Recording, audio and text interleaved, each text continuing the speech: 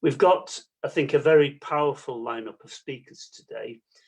We have Natallia Radina, the editor-in-chief of Charter 97, Andrei Sannikov, who is in exile in Warsaw, I think, at the moment, opposition activist in Belarus and former political prisoner. We have Petras Auštrevičius, member of the European Parliament, and a member of the Belarus delegation. Andreas is an MEP from Lithuania. We have Catherine West, member of Parliament, who is the Shadow Minister for Europe, and obviously importantly here today with us, and Sarah Clarke, the head of Europe and Central Asia at Article 19. I simply want to thank our guests for being with us, those who, well, hadn't travelled so far, but nevertheless are joining us from distant parts. But importantly, each one of our speakers, because they all have, I hope, something that will enlighten us today. So with that, Natallia, if you're able to begin our conversation, can I give the floor to you? Okay, I'm only trying to connect Andrei with Maria, and maybe a few minutes, if it's possible, we can wait. I'm sorry, okay? Yes, okay. Mm-hmm.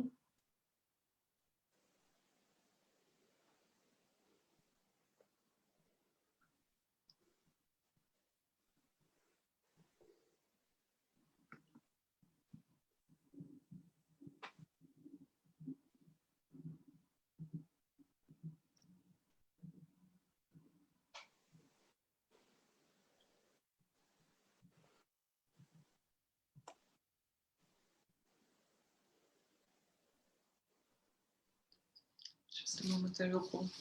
Okay.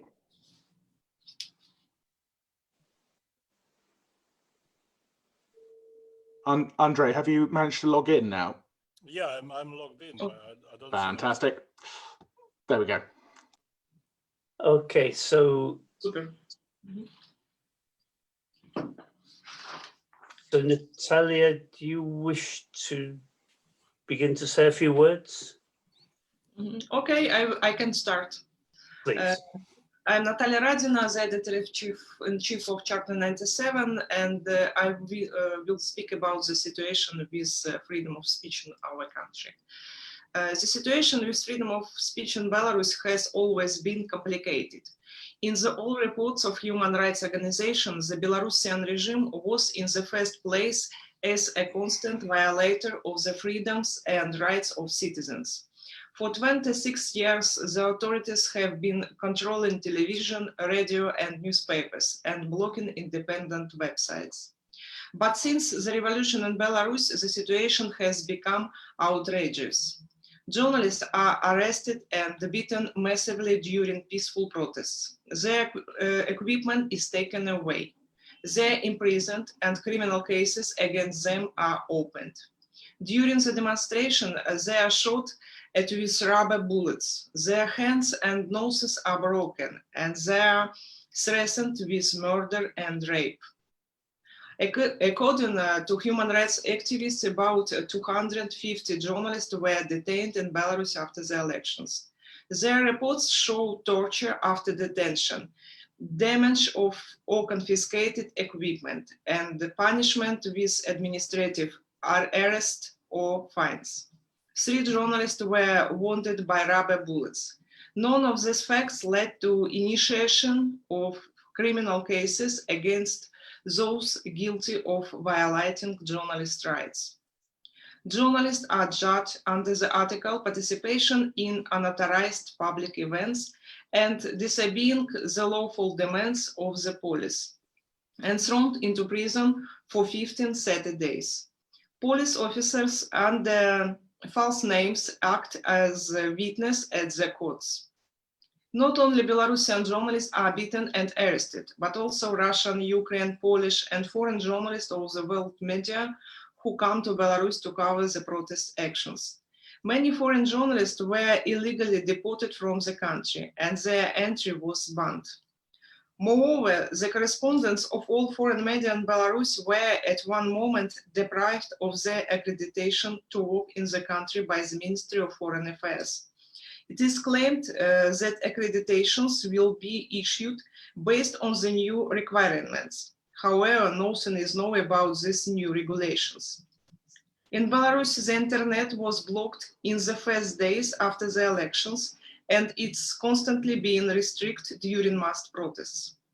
There are also massive restrictions on access to websites covering the political situation in the country, an unspoken ban on the printing and the distributions of newspapers, and official warnings from the Ministry of Information to many media outlets. The Charter 97 website, of which I am the editor-in-chief, is the oldest and largest Belarusian independent news resource. We have been working for 22 years. The site was blocked in Belarus before the presidential elections in January 2008. Today, the authorities are also trying to block our mirrors and the APPG version. Nevertheless, people bypass the blocking, and today we are read by millions of people from Belarus. That testifies to the huge demand of Belarusians for free information. The plan to suppress free speech is not working. Social networks and the readers' activity help editorial offices, even in such conditions, to so convey information to the readers. Today, international solidarity with Belarusian journalists is critical. First of all, we call for the introduction of sanctions against the Belarusian authorities, even economical ones. Personal sanctions against violators are important, but experience shows that are not enough. In addition, it is necessary to increase financial support for independent media in Belarus. Today is clearly insufficient. Grants are issued for small amounts. The work of many foundations is overly bureaucratic, and it is often necessary to wait for months for an application to be accepted. However, help is needed right here and right now. It is also necessary to provide independent media assistance not for only a specific project, but also for institutional daily activities to cover the situation in the country. This is extremely important. I'm sure that the freedom of Belarus is close. We just need to work on this a little more. Thank you very much, Natallia. And that was Natallia Radina, the editor-in-chief of Charter 97. If I can now introduce Andrei Sannikov. Andrei, I've already told our audience that you are an exiled political opposition activist and a former political prisoner, but please, you have the floor. And welcome once again. Thank you very much, Tony.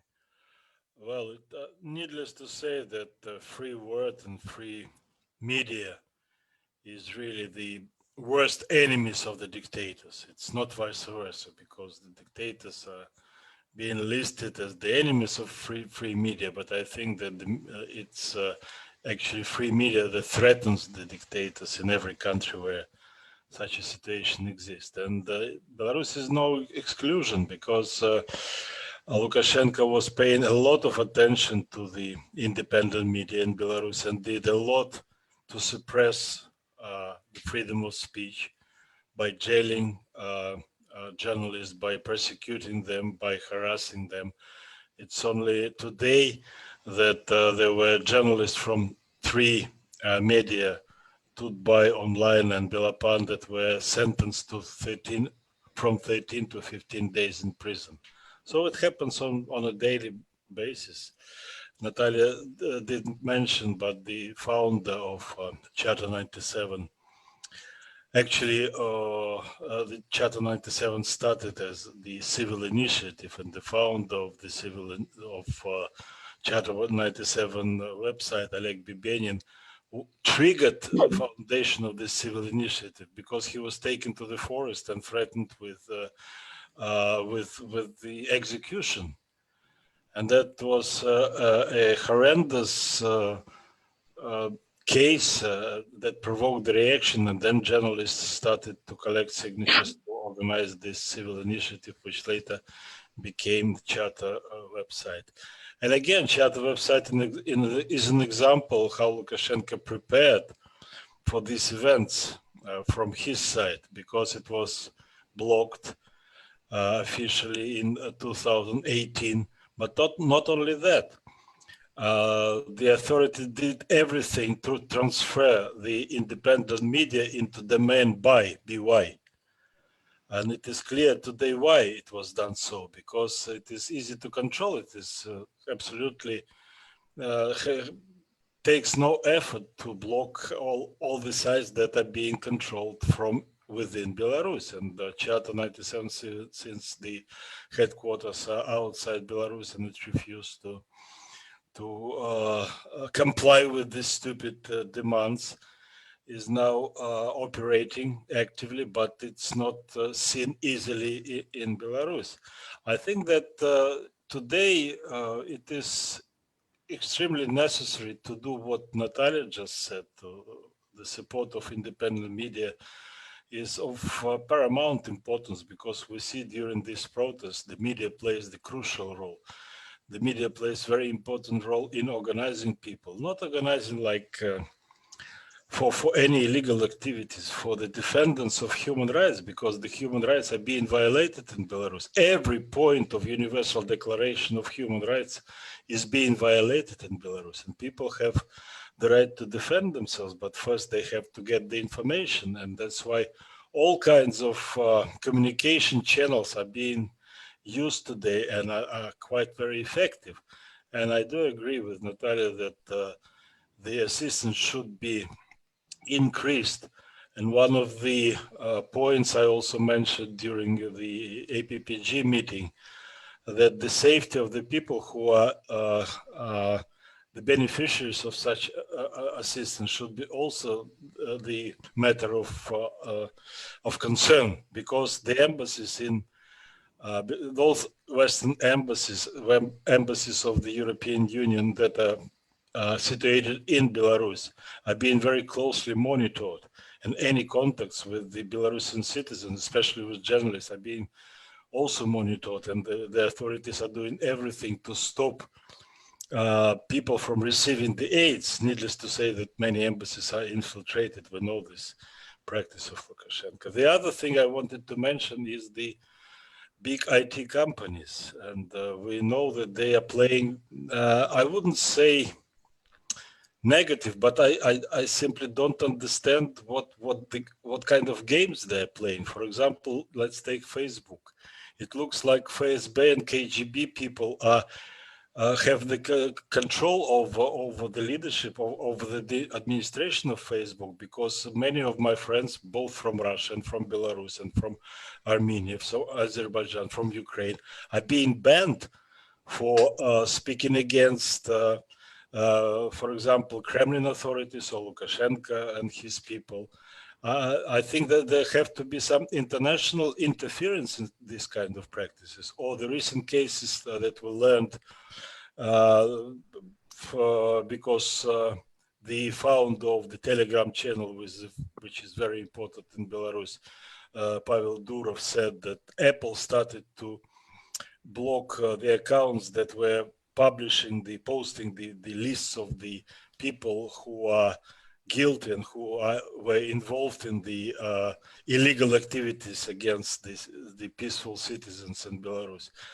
And the Apple just said that, and Apple started to lie to this when they had this information. So I think that the human rights have to be protected also as regards the big companies like social media and others. And I think this is something for international community, international lawyers to look into, because we see that social media is becoming extremely important for democratic changes, for the protection of human rights. In Belarusian situation, independent media not only providing the objective information to the people like Charter 97 is doing, but also it is very helpful for the relatives of those who are arrested, beaten, and threatened because the authorities and the police never release this information. They use this as an additional pressure on the people. When the person is arrested, it's almost never that the relatives receive the true information, even if they call the prisons, even if they go there and ask directly the people. They are being lied into their face, and the independent media is very efficient in discovering the people and helping the relatives to at least to know where their loved ones are. So I think that again, it's needless to say that the importance of the independent media in Belarus, and mostly electronic media. There is another case, there is another aspect I also wanted to raise, the issue of Russian propaganda mercenaries working in Belarus.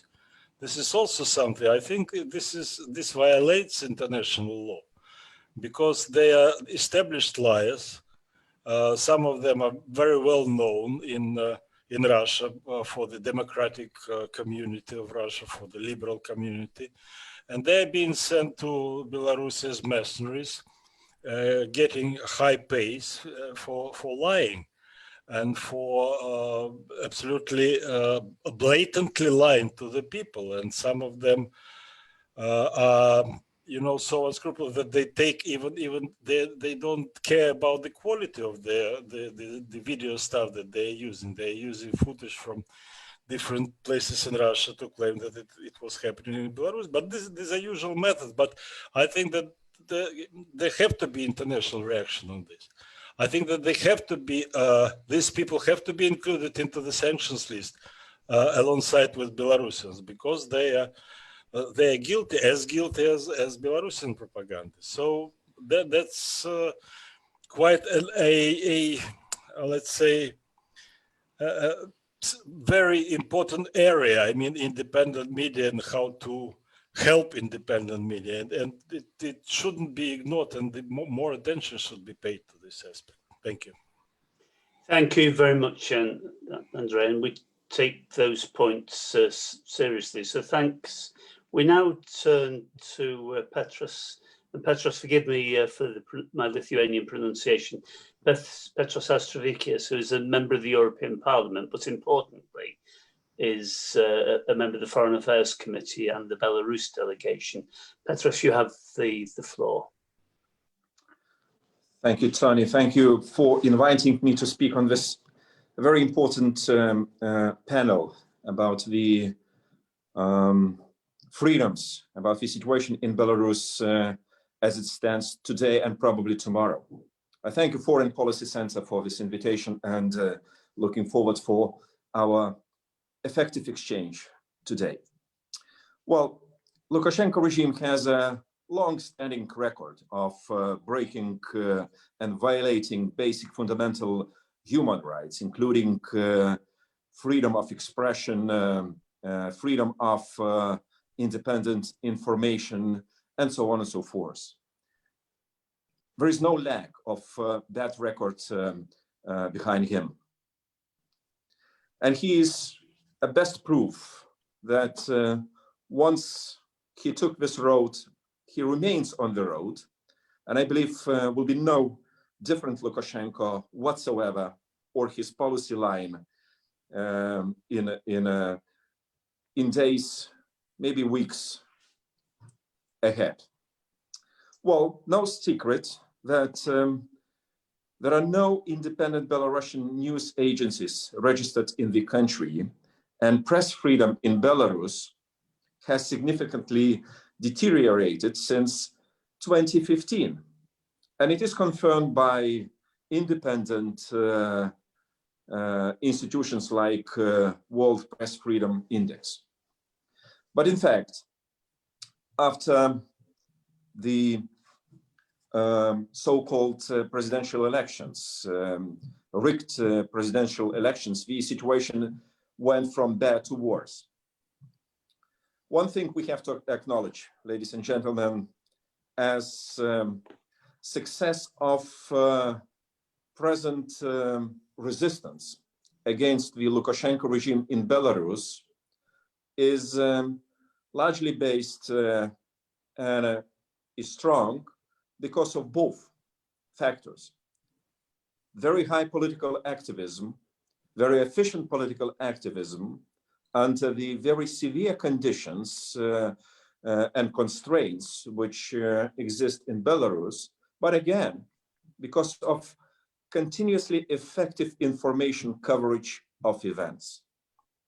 Well, taking into account all the restrictions Lukashenko's regime imposed on the society, it's utmost important to maintain this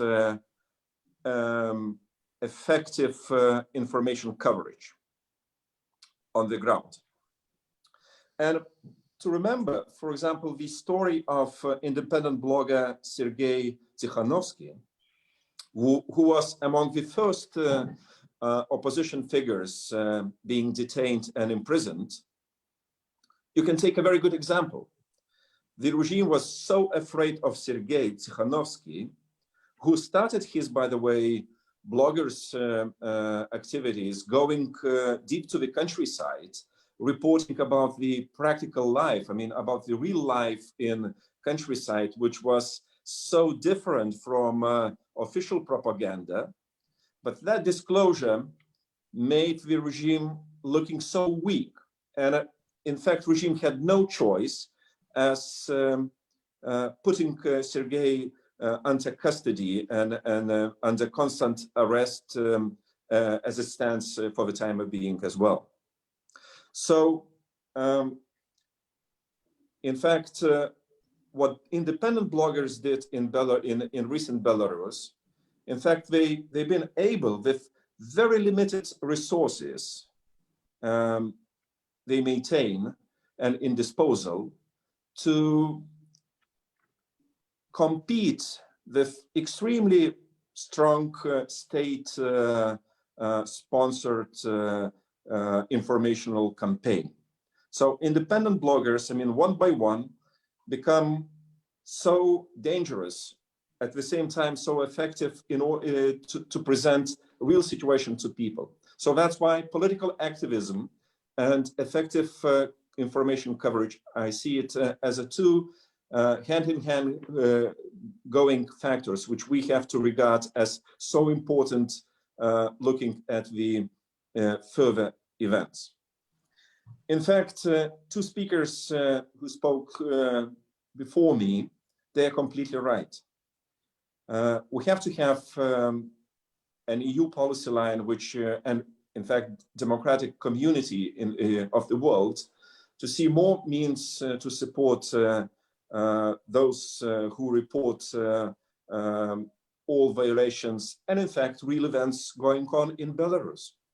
Because what regime did, knowingly that independent media will be the main enemy of this regime, they denied accreditation to foreign media.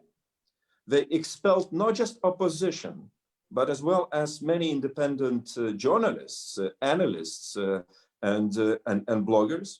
And they continue this policy line. So they do recognize the challenge coming from independent coverage and reporting as the main source of risk to existing regimes. So we have to find means and ways to support independent information coverage. And we have to admit that we saw indeed a series of new institutions. I mean, social media startups, very successful startups in Belarus, which with very limited resources and manpower are able to do some miracles each and every weekend. And already we see events going on for 70+ days in Belarus. I think it's close to something which brings us into complete appreciation of this independent coverage from the ground. One thing which is important and must be mentioned, it's indeed Russian state media is in fact of rescue operation to Lukashenko regime. I regard this as intervention. foreign intervention, direct foreign intervention, one of the hybrid intervention forms, if you wish, which is indeed so important to Lukashenko to sustain his power grip. And in fact, Russian media people who are well trained, well paid, and I believe use Belarus budgetary resources, they replaced those independent Belarusian journalists who didn't want to lie to their people and to report fake news. So as long as the Russian hybrid intervention is on, we will see probably Lukashenko regime still in power to present things in a different way. But anyway, we have to raise this issue every time we speak to democratic communities. Again, this Wednesday, the European Parliament will adopt the report on Belarus. And we make very strong points on media situation in Belarus, asking, in fact, the European Commission and institutions in charge, as well as independent bodies, to come up with the support schemes to independent media. Otherwise, we will see a decline. I mean, the regime as such didn't give up yet. And they will use each and every mean to push and to, in fact, limit access of people to independent media. So that's why independent media in Belarus, again, it's not just about the information. It become a very powerful channel for self-organization, because there can't be any, for the time of being, independent body having activities away from regime. As you know, Coordination Council is under continuous pressure, and if any independent member left with no attention from Lukashenko, so it is a kind of miracle. So that's why this self-organization dimension of independent media, I think we have to appreciate and support by all and each means we have. Tony, maybe it would be for as a starter, and then I would be more than glad to take Q&A from our participants. Thanks very much, Petras. And in actual fact, that's a very timely reminder, because can I say to those listening that if you press the chat function on your Zoom facilities, that you can pose there a question and or a comment, and I will endeavour, after our last two speakers, to bring in as many of those questions as possible. So if I can next introduce, and thank you, Petras, for your comments. Can I now introduce Catherine West? Catherine is a member of the British Parliament and is the Shadow Minister for Europe. Catherine, you have the floor. Thank you so much, Tony, and thank you for chairing the all-party group here in Parliament for Belarus, and for your personal experience, because I believe that you have first-hand experience of visiting Belarus during your period as a Member of Parliament, and I think that is the sort of experience that does bring a place to life. Now, you'd all be aware that we have the minor problem of Brexit at the moment. However, that aside, we're still very much thinking about all the women in particular, the women leaders in Belarus. And it's very special also for the Labour Party, because obviously many of us are trade unionists, many of us have worked in certain situations where it hasn't been particularly easy. And I've been very struck when I've met some of the diaspora who have been outside Parliament when we've had parliamentary questions. And they have turned up about 30 or 40 protesters to support the British Parliament, asking questions and trying to strengthen the hand of our own government. And obviously we broadly agree with the government, even though it's a different sort of political party in the UK. But we do think that the Magnitsky sanctions, which were introduced on the 29th of September, were correct. And we're very pleased that the Foreign and Commonwealth Office have as one of their priorities freedom of speech and support for journalists across the world. And what we would like to see the government doing further is to really research the links on the money side of things, because as you're all aware, the UK has a reputation for having a large financial centre, but a small number of practitioners in the City of London do business with Belarus and countries in the region. And we as Labour MPs are pushing the government very hard to examine what it can do to better regulate the city, our banks, our accountants, to ensure that money is not being stolen from the region. You may have read, some of you, there was a report which came out about the links between Russia and the UK, and it was very critical of the role which our financial services play in assisting individuals to hide money.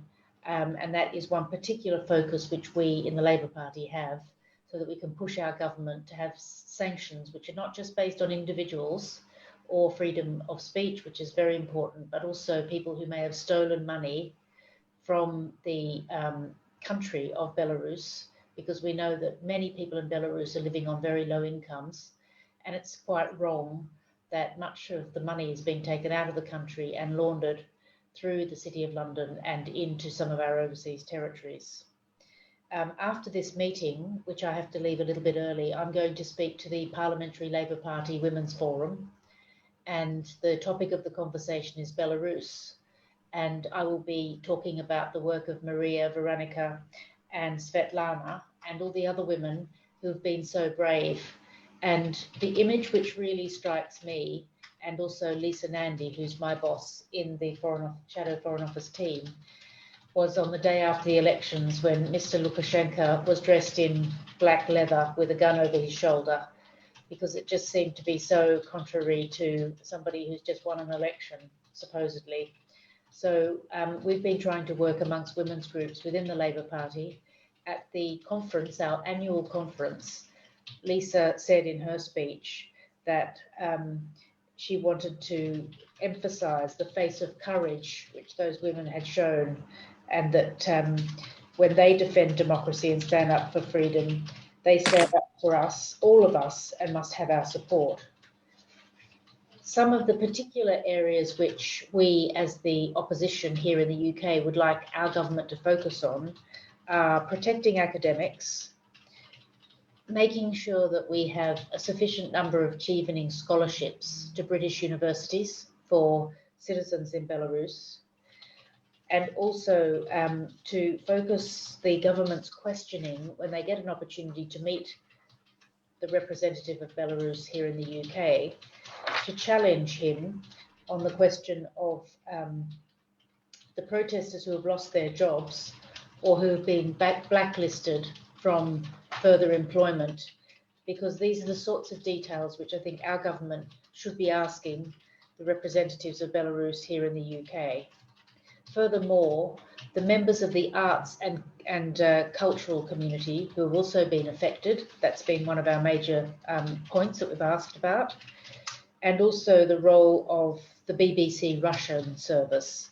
Some of you would be aware that the BBC Russian service is a key source of impartial information for the people of Belarus, and we are quite concerned, Tony and myself and other Labour MPs, that there could well be funding cuts to the World Service, and then that could allow targeting of journalists, and that's something which we're very keen to press the government on, because it says one of its priorities is press. We want to see that it really will be protecting the BBC Russian service. We also want to know what the role of our own Interior Ministry, which is called the Home Office, is doing for asylum seekers in the UK. And we would also like to see that asylum seekers are treated quickly, because if you're coming from Belarus now to the UK and you are claiming asylum, you don't want to be subject to the usual long queues of waiting, which is how our Home Office is functioning at the moment. So to sum up, Belarus is very high up the agenda of Labour members of Parliament. In particularly for us as women MPs, we're very inspired by the work that the three women have led on.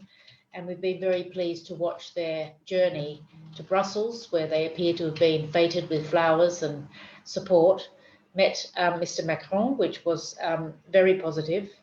Also that there's been support from Germany, there's been support from across obviously the Baltic states particularly, and I spoke with the Lithuanian Foreign Minister when he was visiting the UK last month, and we're very grateful for the role which Lithuania has played, because it's not easy to be brave and to stand up for protesters with a very bullying government like Mr. Lukashenko's.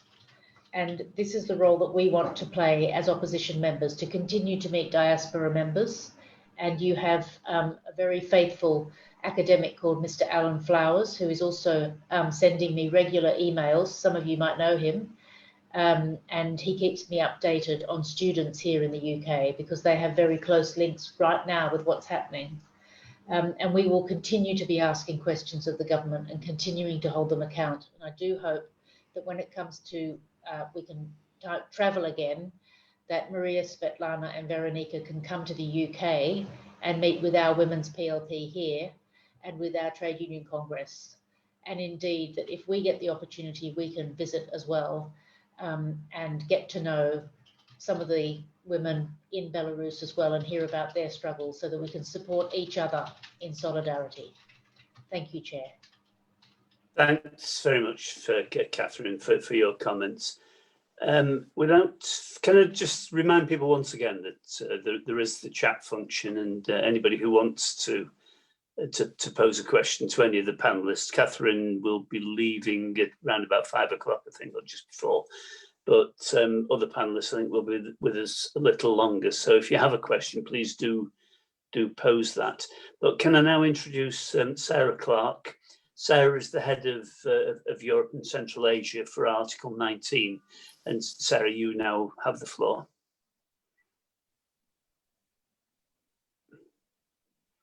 I hope Sarah may have the floor. Hi. Can you hear me? We can. I'm sorry, super, thanks.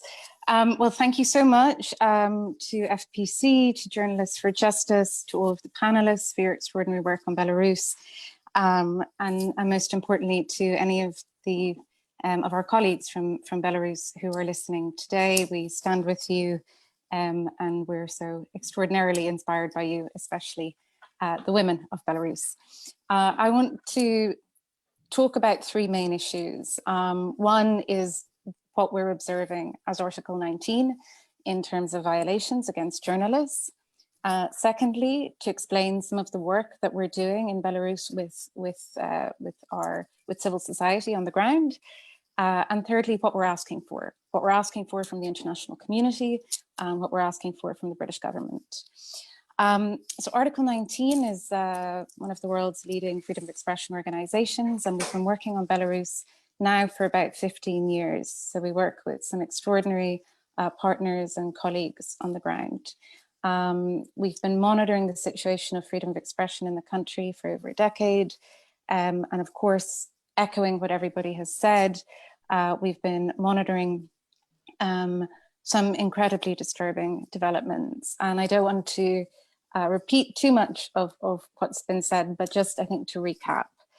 We've seen the mass arrest of journalists, we've seen torture, we've seen many journalists forced into exile, we've seen the deliberate targeting of the press, we've seen the ban on foreign journalists entering the country, we've seen the dismissal of the public broadcaster journalists who refused to continue to toe Lukashenko's line, and their replacement with Russia Today journalists.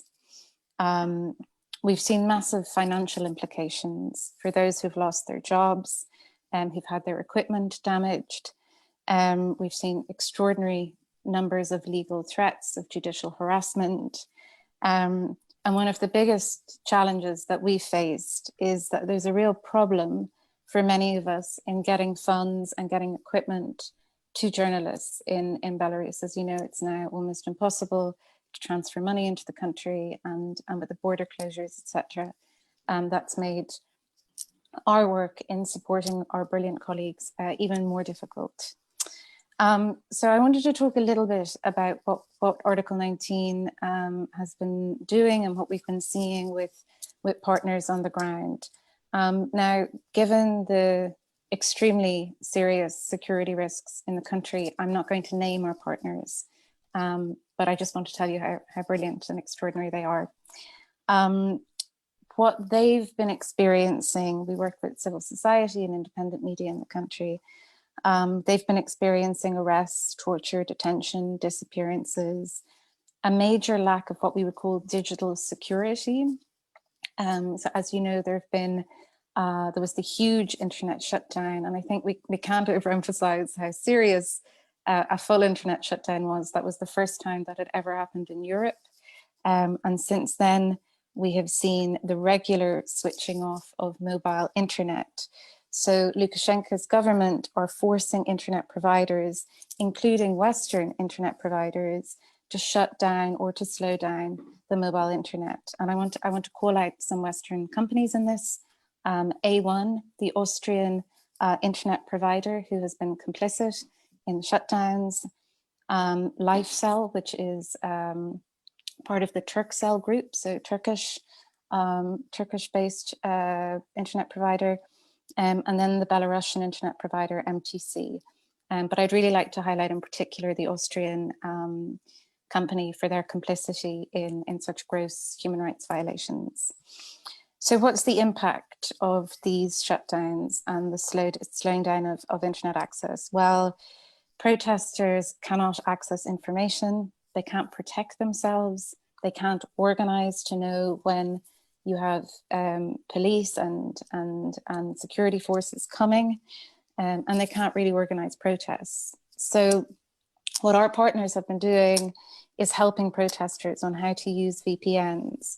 But even this doesn't always work. So it's become even more difficult with the likes of Siphon and other technology to circumvent all of this incredible pressure on internet.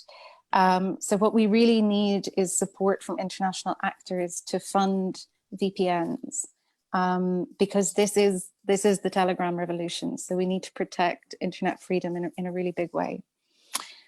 What we have seen and what the others on the panel have noted is that citizen journalism has become more important than ever.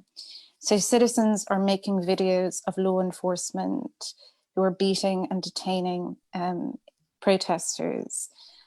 This is really crucial, and it's really crucial that citizen journalists, in addition to mainstream journalists and independent journalists, are protected, because it's this monitoring that we know from a legal point of view is the documentation of major crimes by the state against its people. So it's very important that citizen journalists and others are protected in order to be able to document these major crimes, and also for that information to be hosted on servers outside of the country, so that it is secure in years to come when we will see prosecutions. Something that's been really amazing that we've watched is that protesters, well, we've seen this across the board, just the bravery of the Belarusian people, but there's a new technique where residents in areas where there are protests going on will actually take their passwords off of their Wi-Fi, and therefore allowing for Wi-Fi for all of the protesters so that they can access it. So we see really ingenious and clever solutions to these problems, but it's really overwhelming, and we know just how vulnerable our colleagues in Belarus are. So just sort of coming to what are the asks? I wanted to echo Catherine's points. We're asking for humanitarian visas. We want the UK and others to follow the very good example of Lithuania and Poland. And we know that since the expulsion of diplomats from those countries, they have no capacity to process visas. So we're asking the UK to step up to provide humanitarian protection to people who so clearly and obviously require it under both the Refugee Convention and on other forms of temporary protection. We'd like to see the UK coordinate with these countries. If that's not possible, we'd like to see the UK coordinate with EU and Baltic countries to facilitate ways, because the UK is still based in Belarus, there's still a presence, so they can at least support other countries like Lithuania and Poland in facilitating humanitarian visas. We're asking for governments and donors to continue and increase the financial support to independent media, especially women, both those in exile and those in the country, so they can continue to defend journalists through legal support and to help the training of journalists and protesters on VPNs. So we're asking both for support directly to independent media, but also to civil society within the country who protect the independent media. We're also asking, and this is a really important political ask, to ensure that Belarusian voices from within Belarus are at the heart of discussions on the political future of their country. So we recently had a really frustrating experience at the UN Human Rights Council. There was an urgent debate on Belarus, and in spite of COVID and in spite of the fact that many people can't leave the country, Belarusians were not able to speak at that event unless they were present in Geneva. Now, we were very lucky. We have a long-standing partnership with the Belarus Free Theatre. They flew in the middle of the night, last minute, to get to Geneva so that they could make a statement. But this has to stop. There was no real meaningful participation of Belarusians in a vital debate about the future of their country. So it's really important that those voices are at the very heart of everything that we're doing, and so that they can determine the future of the country, both, of course, from the Coordination Council, but also those journalists who remain inside Belarus. It's really important that their voices and their perspectives are being heard. Finally, we really welcome the UK's imposition of Magnitsky sanctions with Canada. We hope the EU can get its act together and do the same and impose them quickly. We will be monitoring the imposition or the implementation of those sanctions. I was really interested in what Catherine just said, that we also really need to look at dirty money and the role of London and other financial institutions in what's going on in terms of how money is being siphoned out of Belarus. We do very similar work on other countries. Unfortunately, London is the centre of money laundering at times, and there's a real fear that that's going to get worse. So it's really important that the government is keeping an eye on that. And then finally, we ask the UK and all participating member states to really support the OSCE Moscow mechanism. So we really welcome the fact that the UK led the triggering of the Moscow mechanism, which is the investigation into torture in Belarus. But now it's really important that that mechanism is funded and supported, and that the rapporteur has the support that he needs. And we also want to see similarly the UK and other UN member states really support the UN investigation. So that's led by the Office of the High Commissioner for Human Rights. And as I said, just that we're, as Article 19, we're keeping an eye on London, on Brussels, on Vienna, on Geneva, and of course with our dear colleagues in Belarus. But so we're really grateful for all of the support for all of the panelists, but most of all for the Belarusian people who continue to inspire us so much. So thank you very much. And Thank you, Sarah, for that very comprehensive account. So let me say thank you to all our panelists. I don't intend to summarise everything that's been said, but the very clear message is of the importance of the independent media in making sure that we both have a contemporary account of what's taking place in Belarus, but also for future reference a record, so that at a time when it is possible to bring to account people, that record does exist. But of course, different ones of our speakers have emphasised both the importance of different kinds of journalists. Yes, those working for, if you like, the regular media, but also, of course, bloggers, citizen journalists, and a recognition of the dangers that each one of those individuals, each one of those groups undertakes in playing that role. Both Andrei and Sarah have emphasised the quite disgraceful role of some of the platforms who've sought to censor or prevent that voice coming out from different journalist sources, and that's something that we do need to take account of and to see how we can challenge that. And of course, I think Andrei made the point as well about the role of bloggers from Russia and the role, the mischievous role, the interfering role, and of course the dangerous role they play. I would, along with Catherine, regret very much at this moment that the United Kingdom is not part of the European Union, because, of course, the role of the European Union is going to be very important. The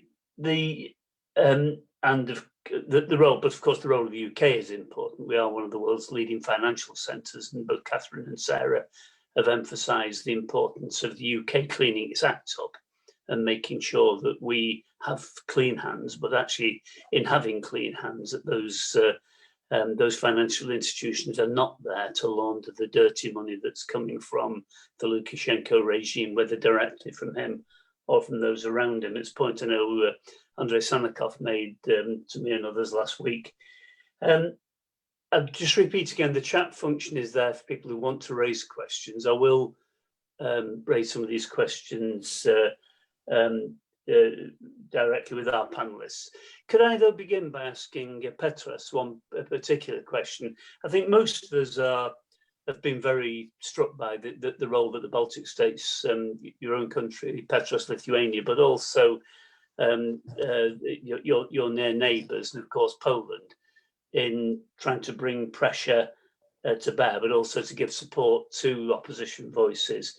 Of course, at the moment, though, it is important that the European Union does act as a whole, and we still await, I think, the decisive action. And I wonder, Petras, if you would want to comment first of all on how you see things developing in the European Union, the pressure that the EU might be able to bear that can make a real difference on Minsk and on the Lukashenko regime. Thank you, Tony. Thank you for placing this question to me. You know, the European Union has a certain history in the relations with Belarus, which is based on mistakes. And we have to admit it openly. The removal of sanctions against Lukashenko regime in 2016 was meant to bring a kind of new stage of relationship between the European Union and Belarus. There have been some politicians on EU side who've been very pragmatically optimistic, I would say, looking forward for kind of positive developments on Belarusian side. And I have to admit, nothing has happened. Lukashenko used that period of time to receive so needed financial support, to get some investments for his even personal enrichment.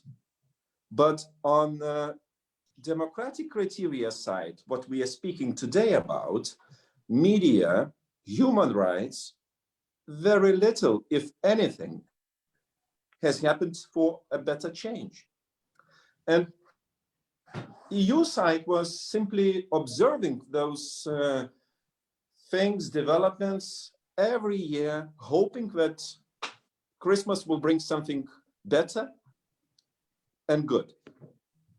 And it didn't happen. Lukashenko didn't have no intention for improving fundamental human rights situation in Belarus. Why did the European Union look for so long, although probably on the ground we had so many indications that nothing will happen? A kind of pragmatism, I don't know, I mean, a lack of indeed kind of real approach on things. It's already a history.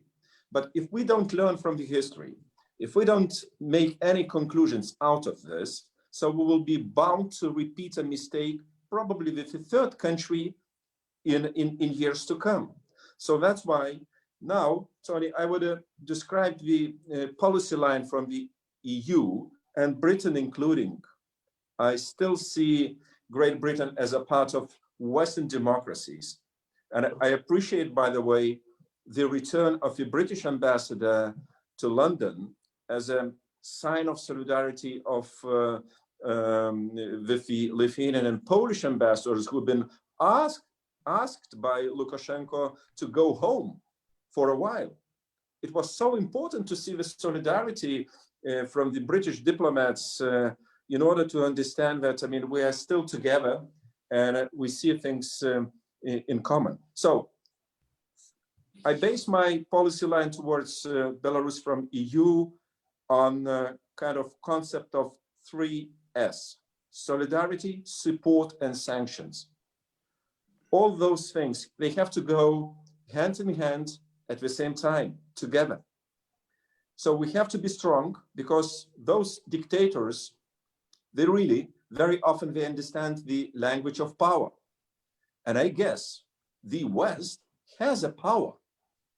We have to be strong enough and in fact, well organized in order to move on all fronts, on political, repeating our language of solidarity and support with people, providing that support, what we are speaking about, not just to media people, not to independent bloggers, but as well as to members of independent trade unions who are under tremendous pressure from Lukashenko. But again, to impose sanctions as soon as possible, and not just personalized sanctions, not these sanctions against some companies, but probably more on regime-connected people. So that's why I am in full support on Magnitsky, Global Magnitsky Act. Corruption crimes must be a part of those sanctions. Otherwise, we will not keep our word against people. And as I told you, I mean, EU is still very slow. So we are still sometimes undecided what and when we have to do. And Lukashenko keeps winning for the time of being, because we were not comprehensively implementing our policy line. So that's why, apart from issuing statements, we have to do something more. And in fact, we have to speak to Moscow a clear language. We have to make them responsible for this hybrid intervention to Belarus and keeping Belarus on a wrong track. I mean, we have to support people, and we do support people, but we have to do something more to convey our strong message to those who still stand behind Lukashenko. Thanks, Petras. I think Catherine West has left us, by the look of it. So she has another meeting, so I know she wants me to give her apologies again. There are a number of questions that people have raised. Now, I will read them out, and I'll ask our panelists to comment in turn on them. The first one from Alicia. I should say, by the way, that this this recording will be available on the FPC Facebook page and SoundCloud page after the event. But the first question comes from Alicia, who asks about the question of people raising money to support Belarusian independent media and journalists, and asks if any of our panelists have any knowledge of this, any comment on that. That's one, so money for journalists. The second is a question about, as follows: the international community has been there since the summer, and there's been a clear expression of the need to support the Belarusian people and CSO activists. From the perspective of those on the panel, could you say how you understand the purpose of that support, and should the people of Belarus be looking, and what should the people of Belarus be looking for from that support, and what more could and should be done? Now, in the international response, some of you have already answered that question a little. There's a question from Evian Suen, who said how social media and the independent tech companies have helped disseminate information that the state media cannot. But with the flight of IT workers and organizations from Belarus, how will journalism and transparency be affected? And the last question at the moment is one from Memo 98, who make the point that they, having monitored the election campaign, saw Lukashenko running an analog campaign in the digital age. Why was Lukashenko so misunderstanding of the role of social media, which has had such an impact since that election? I'm going to ask our panelists, maybe in reverse order. Sarah, if you want to comment first, and I'll move through our panelists in reverse order to which you spoke. Are you still with us, Sarah? I'm here. Can you see me? We're fine. Yes, you go ahead. Sorry, guys, I'm having lots of technical issues. So on the first question about the donations, I think that question is to do with the internal donations, or is this about is it about external funding? Well, I don't know the answer to that. So yeah. Answer it however you okay. Internal. So we don't know enough about that for me to make a conclusive answer. I think what has happened, and this has been really important with the trade union movement in Belarus, is that there has been, an outpouring of support by people who can afford it for those journalists and others to be able to live, to continue to live. They are donations. As far as we understand from Article 19's perspective, they are, it is transparent the way that the money is being used. And there are several initiatives like this at the moment, and they do report. So they are doing financial reporting. So that's as much as we know. I don't want to make any further endorsement, but I think it has been yet another, really innovative way of kind of crowdsourcing, crowdfunding colleagues who've been either fired or who have left their jobs. In terms of the second question on the international support, so I just want to make sure I understand. No, there's a question on how social media and independent tech companies help information when state media cannot. So we've done a little bit of bashing on Facebook and Apple and some of the internet companies, but we can't say enough about how much Telegram, for example, and Signal and other channels, secure, encrypted, open source channels have really fueled this revolution. So I would say, their role has been very important. It has been very sad to see, what was a burgeoning IT sector in Belarus is now in a lot of trouble. I think some of their finest are now in places like Poland, where they're really helping to run the Telegram channels.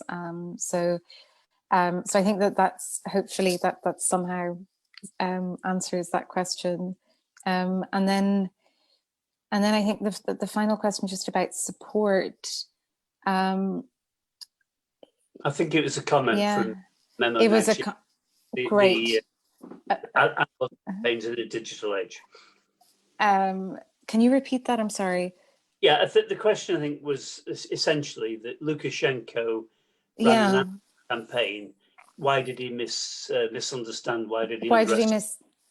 Well, I think Lukashenko underestimated everything, didn't he? So his COVID response, his joking, his tractor remarks, his vodka remarks. I mean, I think he really underestimated just how much he angered people by playing with their lives. And you will know much more about this, but my understanding is, that maybe there was some sort of social contract there for a while where people were happy, not happy, but they were okay with the fact that they had some level of stability and security, despite living in a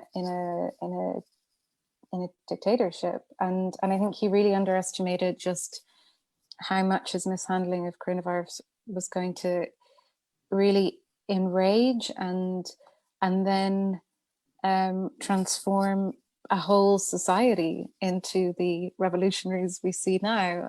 So I think, I mean, it's just my guess, but I think Lukashenko, from everything I've heard, doesn't seem to have a very good grip on reality or on the feelings of his people, and he seriously miscalculated both the election and the response to coronavirus. Thanks very much. And Petras, if we can move to you on those questions, if you've got any comments that you'd like to make. Right, Tony. I think the Belarusians themselves, they showed a very good example of using this crowdfunding to, to get quite a funding, I have to admit. And millions of euros were collected within the communities of Belarusians living in a close neighborhood and maybe in further countries as well. So, I mean, they are well organized, they have to admit, and they have very good IT experts who helped to build up platforms and to reach out people because of very good intention. What should be done more? I think we have to continue with our strong stance towards Lukashenko and show any point of weakness on our side. We have to indeed to employ each and every contact with international community, even on UN level. I do support an idea for UN level investigation on crimes committed by Lukashenko regime, as well as on human rights violations. There is a special high representative of UN who was never allowed to visit Belarus for the good purpose. And finally, Lukashenko is a Soviet-type personality. He does recognize communication and media, but I believe, he's very much stuck to the old, very traditional style, state-run TV, radio broadcasting. It's something what he does recognize. Social media is something new, and social media is for young people. And it's a bit unbelievable to me as well. He is in power for 26 years. There is a joke going on in Belarus, as people say, there is no single cat which was not born under not under Lukashenko. So it's like a generational issue, and the young generation raised under Lukashenko doesn't like him because he didn't create any social economical miracle in Belarus. State-run economy, more than 80% of labor force works for state economy, so which is inefficient and non-competitive. So new generation wants something different, more free democratic environment and so on. So that's why I think IT experts who flee Belarus for the time of being, in big numbers, by the way, to neighborhoods, so they are out of Lukashenko reality. They never wanted to be probably a part of Lukashenko reality. And now, of course, with this surge of social activism and political activism, I see a very bad perspective for Belarus economically speaking. I think will be a sharp decline in standards of living. So that's why people will go on the streets, even increasingly for economic reasons as well. Thank you. Thanks very much, Petras. And I'd wanted, because we are moving probably towards the end of our conversation, to give the last words to our Belarusian guests. So, and Andrei, do you want to comment on those questions? But could I add an extra question? It has been raised whether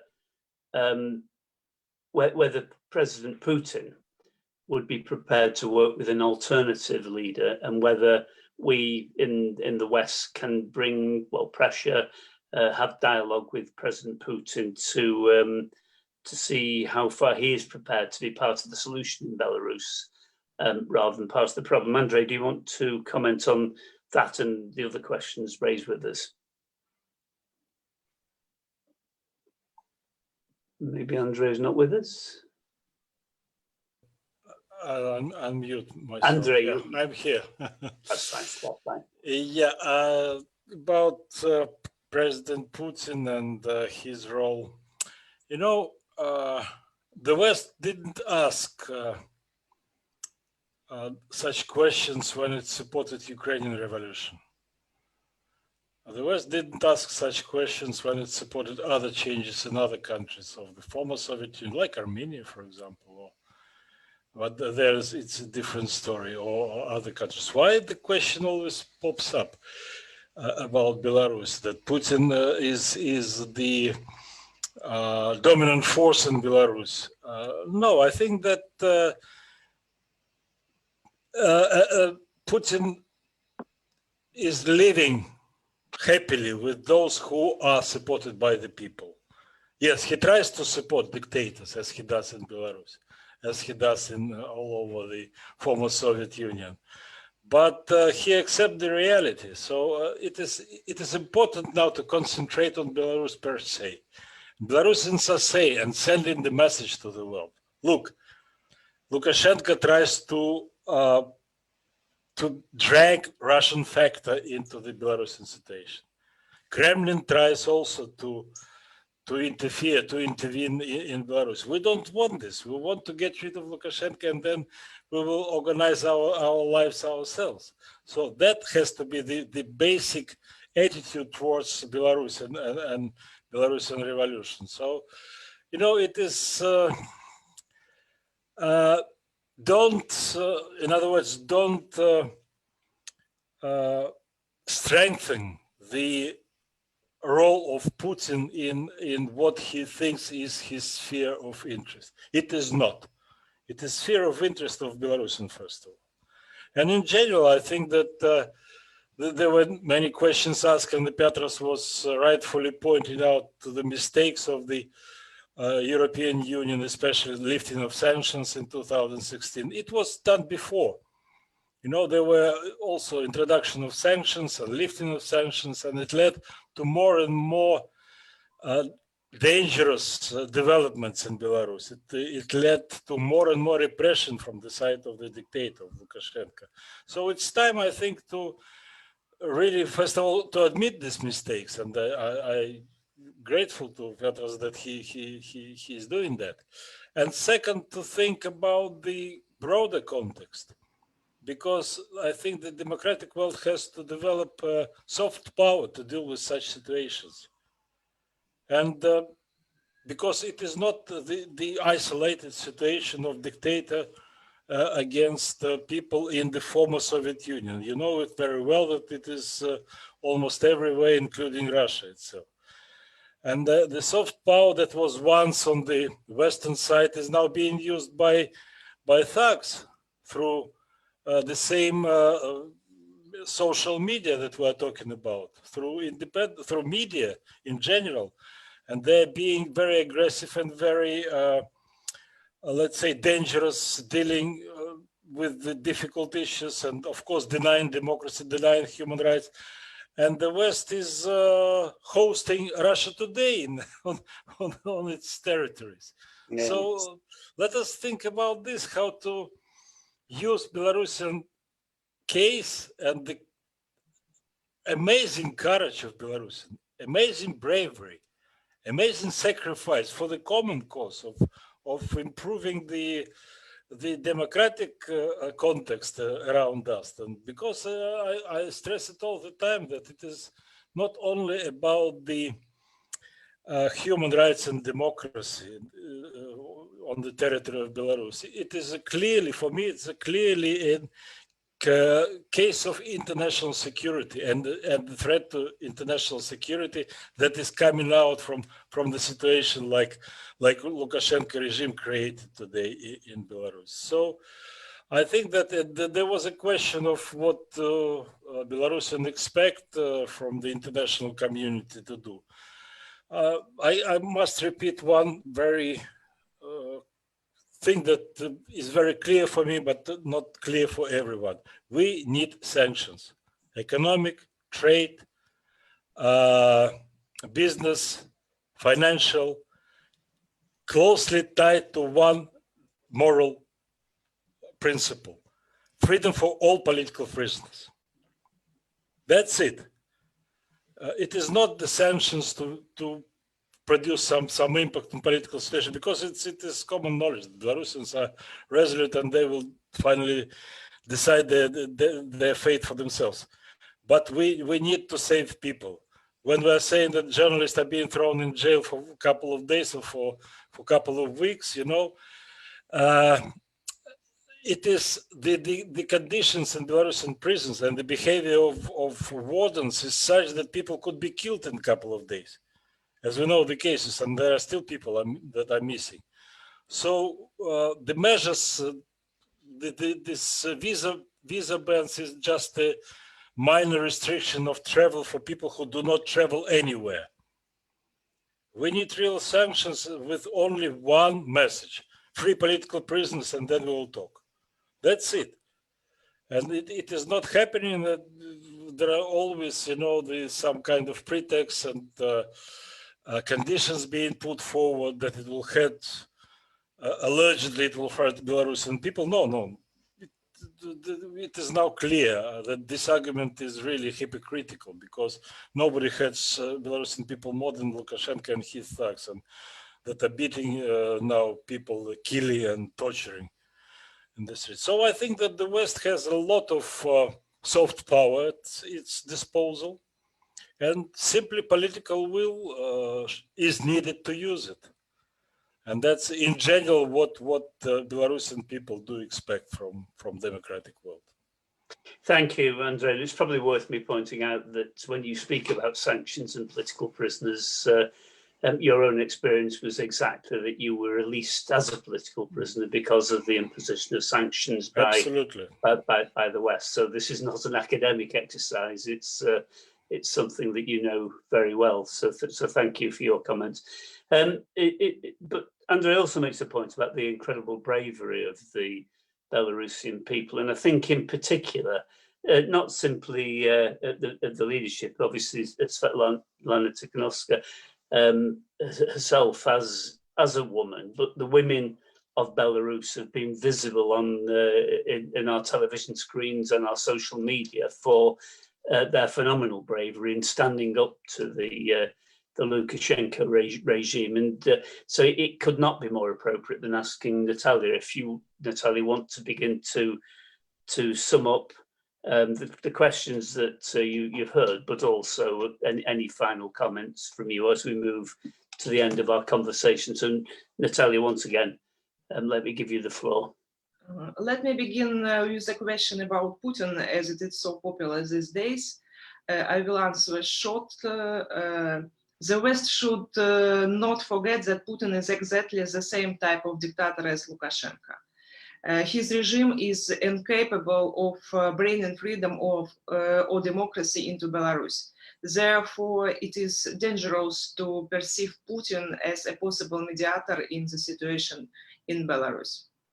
And the rest of the questions answered in writing in the chat, if Mr. Chairman would be keen enough to read them aloud. Yes, I'm very happy to, Natallia. Why wouldn't we do this? Okay, so Natallia comments variously throughout the chat. Let me just catch up with this. Importantly, there's no doubt that Lukashenko had indeed underestimated the role of social media. This is the question as to him running an analog campaign in a world where everybody else had moved on. Lukashenko underestimated the role of social media. He doesn't use computers at all, has a very vague understanding of what the internet actually is. But Natallia also comments that not everyone, this is a question about IT professionals and journalists leaving Belarus. Not everyone leaves or intends to leave Belarus. A lot of people continue to work for the sake of Belarus from abroad. I believe this mutual effort of people from inside and outside of Belarus is what will bring Belarus to freedom. And Natallia then comments on the question about the independent media. The support for the independent media is truly crucial. We are the ones who tell the world about the Belarusian authorities' crimes, and in so doing help to stop those outrageous events that are taking place in the country.